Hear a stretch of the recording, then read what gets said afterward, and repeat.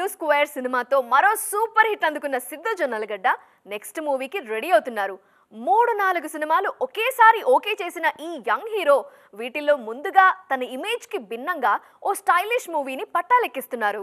చాలా రోజులుగా టాలీవుడ్ లో సినిమాలు చేస్తున్న డీజే టిల్లుతోనే స్పెషల్ ఐడెంటిటీ తెచ్చుకున్నారు యంగ్ హీరో సిద్ధు జొన్నలగడ్డ. టిల్లు పాత్రలో సిద్ధు నటనకు ఆడియన్సే కాదు స్టార్ హీరోలు కూడా ఫిదా అయ్యారు. అందుకే ఆ సినిమా సీక్వెల్ కూడా ఆడియన్స్ కి బాగా కనెక్ట్ అయింది.